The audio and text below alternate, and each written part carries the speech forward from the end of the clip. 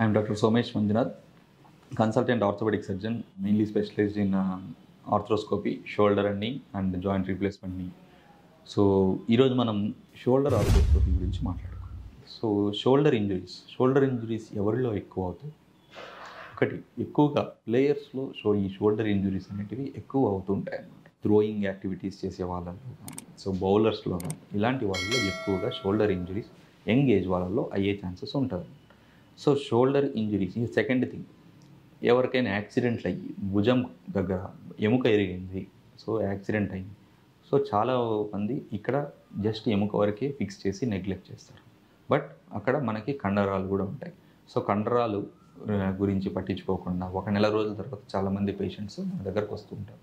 So bone అంతా heal అయిపోయింది, but చెయ్యి పైకి లేవట్లేదు. సో అప్పుడు మనం ఎంఆర్ఐ స్కాన్ తీస్తే డెఫినెట్లీ అక్కడ మనకి కండ చిన్నగా తెగింది, అది వెనకలికి వెళ్ళింది అని చాలామందిలో చూస్తూ ఉంటాం. ఇంకొకటి, ఎక్కువగా స్విమ్మింగ్ ప్లేయర్స్ కానీ కాంటాక్ట్ స్పోర్ట్స్ అంటారు. సో కాంటాక్ట్ స్పోర్ట్స్ అంటే రగ్బీ కానీ కబడ్డీ కానీ ఇలాంటి వాటిలో మోర్ కామన్గా షోల్డర్ డిస్లొకేట్ అయ్యే ఛాన్సెస్ ఉంటాయి. సో ఒకవేళ డిస్లొకేట్ అయినప్పుడు షోల్డర్ జస్ట్ డిస్లొకేట్ అవ్వడం కాదనమాట, చుట్టూ ఒక పొరలా ఉంటుంది లేబ్రమ్ అంటే, దాన్ని కూడా డ్యామేజ్ చేసి బయటకు వెళ్తుంది. మొదటిసారి డ్యామేజ్ చేసినప్పుడు చాలా వరకు హీల్ అయ్యే ఛాన్సెస్ ఉంటాయి. బట్ రెండోసారి మూడోసారి ఎప్పుడైతే డిస్లొకేట్ అవుతుందో ఈ పొర అనేది హీల్ అవ్వదన్నమాట. సో అలాంటి వాళ్ళల్లో డెఫినెట్లీ ఎంతో కొంత షోల్డర్ ఆపోజిట్ షోల్డర్తో కంపేర్ చేసినప్పుడు కొద్దిగా ల్యాక్స్ అంటాం, అంటే కొద్దిగా లూజ్గా ఉంటుంది.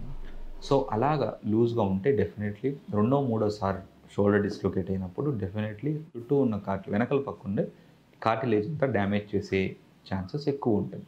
సో డెఫినెట్లీ వీళ్ళల్లో మనం ఎంఆర్ఐ స్కాన్ ఒకటి తీస్తామన్నమాట వచ్చినప్పుడు. సో ఒకసారి డిస్లొకేట్ అయ్యి రిడక్షన్ అయిపోయి అంతా బాగుంది అన్న తర్వాత ఒక 1 or 2 days టైం ఇచ్చి ఎంఆర్ఐ తీసిన తర్వాత పొర ఎంతవరకు చినిగింది ఆర్థ్రోస్కోపీ సర్జరీ చేసి ఆ పొరని ఏదైతే చినిగిందో దాని వరకు కుడితే మళ్ళీ అన్ని యాక్టివిటీసు చేసుకోగలరు. అండ్ సెకండ్ థింగ్, అది మళ్ళీ డిస్లొకేట్ అవ్వకుండా అదే పొజిషన్లో ఉంటుంది అన్నమాట. ఏదైతే వెనకల ఒకవేళ కార్టిలేజ్ డ్యామేజ్ అయితే రీజియన్లో రెమ్ప్లిసాజ్ అని చెప్పి ఒక ప్రొసీజర్ చేసి దాన్ని కూడా కవర్ చేసే అవకాశం ఉంటుంది అన్నమాట. ఇంకొకటి, 1-2 సార్లు కన్నా ఎక్కువ ఆల్మోస్ట్ కొంతమంది 10 సార్లు డిస్లొకేట్ అయిందని వస్తారు. అలాంటి వాళ్ళలో డెఫినెట్లీ ఫస్ట్ సిటీ స్కాన్ అనేది తీయాల్సిన అవసరం పడుతుంది. మనకి ఏదైతే సాకెట్ ఉంటుంది గ్లినాయిడ్ అని, ఆ బోన్ ఎంత పోయింది, ఒకవేళ ఎక్కువగా 25% కన్నా ఎక్కువ పోతే ఈ జస్ట్ పొర కొట్టడంతో సరిపోతుంది. డెఫినెట్లీ మనం అప్పుడు మనకి ఎక్స్ట్రా బోన్స్ ఉంటాయి, ఆ బోన్స్ ఫిక్స్ చేసి మనం ప్రొసీజర్ చేయాల్సి లాటరల్ జెట్ అంటే అది చేయాల్సిన అవసరం పడుతుంది అనమాట. సో ఏ స్టేజ్ ఎంత ఉంది మనకి ఏదైతే గ్లినాయిడ్ అంతా బేస్ అది ఎంత ఉందో చూసి దాన్ని బట్టే మనం డెసిషన్ తీసుకుంటాం ఏం సర్జరీ చేయాలి ఏంటి. రెండోది, రొటేటర్ కఫ్ మజిల్ అంటాం. అంటే మనకి షోల్డర్ లిఫ్ట్ చేయడానికి యూజువల్లీ 4 మజిల్స్ ఉంటాయి మెయిన్గా రొటేషన్స్ కానీ లిఫ్టింగ్కి. మోర్ కామన్గా సుప్రాస్పైనటస్ అనే మజిల్, అంటే మెయిన్గా పైకి ఎత్తడానికి ఉపయోగపడే మజిల్ కట్ అయ్యేది చాలా ఎక్కువగా చూస్తుంటాం. ఎందుకు? ఒకటి, మజిల్కి స్ట్రెంత్ లేకపోవడం వల్ల. 2, ఏమైనా ఇంజురీస్ అవ్వడం వల్ల. 3, మనకు మించి బరువు లిఫ్ట్ చేయడము, సడన్గా లిఫ్ట్ చేయడము, వీటి వల్ల ఎక్కువగా ఈ మజిల్ కట్ అవుతుంటాం. కట్ అయ్యి అదే పొజిషన్లో ఉంది అంటే మనం ఎంఆర్ఐ చేసి పార్షియల్ టేర్స్ ఉన్న వాళ్ళల్లో కాస్త ఫిజియోథెరపీ ఇస్తాం. ఫిజియోథెరపీతో చాలామందికి ఇంప్రూవ్ అవుతుంది, కొంతమందికి మాత్రం ఇంప్రూవ్ అవ్వదు. లేదు అంటే కొన్ని టైప్ ఆఫ్ టేర్స్ వెనకలికి వెళ్ళిపోయింటాయి, అలాంటి వాళ్ళల్లో కూడా ఇంప్రూవ్ అవ్వదని. అలాంటి వాళ్ళకి డెఫినెట్లీ ఆర్థ్రోస్కోపీ చేసి షోల్డర్కి మళ్ళీ ఆ కండని వెనకలికి తీసుకొని వచ్చి కుట్టాం. కుట్టిన తర్వాత 4 వారాలు ఫిజియోథెరపీతో చాలా ఇంప్రూవ్మెంట్ చూస్తాం.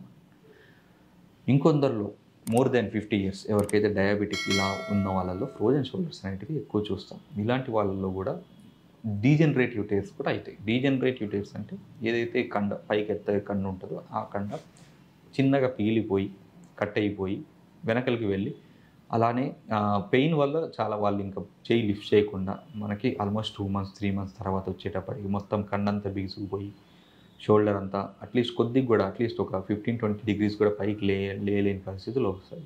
అలాంటి వాళ్ళలో కూడా డెఫినెట్లీ మొత్తం క్యాప్సూల్ అంతా రిలీజ్ చేసి తర్వాత షోల్డర్ ఆర్థ్రోస్కోపీ చేసి మనం కండర్ అనేది షోల్డర్ రొటేటర్ కఫ్ సుప్రాస్పైనటస్ని డెఫినెట్లీ రిపేర్ చేయాల్సిన అవసరం పడుతుంది. సో 4 వారాల తర్వాత ఫిజియో డెఫినెట్లీ చేయాలి. సో డయాబెటిక్స్ ఉన్న వాళ్ళు డెఫినెట్లీ షోల్డర్ ఎక్సర్సైజెస్ కూడా చేసుకోవాల్సిన అవసరం పడుతుంది. నార్మల్ వాకింగ్ చేసేటప్పుడే డెఫినెట్లీ షోల్డర్స్ మీద కూడా వాళ్ళు కాన్సన్ట్రేట్ చేసుకుంటే మళ్ళీ ఇలాంటి షోల్డర్స్ రాకుండా చాలా వరకు అరిగెట్టగలం అనమాట. ఇంకోటి, ఎవరికైతే మనకి ఏదైతే కండ అసలు కుట్టలేని పరిస్థితి ఉంటుందో, కంప్లీట్గా వెనకలికి వెళ్ళిపోయి ఉంటుందో, అలాంటి వాళ్ళలో డెఫినెట్లీ మనకి ఇప్పుడు కొత్తగా SCR స్పైన ఒక క్యాప్సూల్ లాగా క్రియేట్ చేసి మనం దాన్ని కండను కూడా మనం రీక్రియేట్ చేసి కుట్టగలిగే పరిస్థితి ఇప్పుడు అడ్వాన్సెస్ వచ్చాయన్నమాట. సో షోల్డర్ ఆర్థ్రోస్కోపీ అనేది చాలా తక్కువగా చూస్తుంటాం. ఎందుకంటే చాలామంది అలా నొప్పితోనే సఫర్ అవుతుంటారు కానీ చేయించుకోవడానికి నిరాకరిస్తారు. ఎందుకంటే మోకాళ్ళు అయితే డెఫినెట్లీ ఆ వేసే ప్రతి అడుగుకి నొప్పి వస్తుంటుంది, కానీ షోల్డర్ అనేది లేపితేనే నొప్పి వస్తుంది. సో అప్పర్ లిమ్ కాబట్టి మన ఇండియన్ పాపులేషన్లో చాలామంది షోల్డర్ సర్జరీస్ కానీ అప్పర్ లిమ్ సర్జరీస్ కానీ చేసుకోవడానికి చాలా నిరాకరిస్తుంటారు. అలా నిరాకరించకుండా డెఫినెట్లీ అది టైమ్లీ ఫిక్స్ చేసుకుంటే ఫర్దర్ కాంప్లికేషన్స్ అవ్వకుండా, ఫర్దర్ జాయింట్ల అరుగుదల మార్పులు రాకుండా, రీప్లేస్మెంట్ స్టేజెస్కి వెళ్ళకుండా ముందుగానే కాపాడగలం. Thank you. ఈ వీడియో కనుక మీకు నచ్చినట్లయితే లైక్ చేసి, షేర్ చేసి, కామెంట్ చేయండి. మా ఛానల్ని సబ్స్క్రైబ్ చేయడం మాత్రం మర్చిపోకండి. Thanks for watching.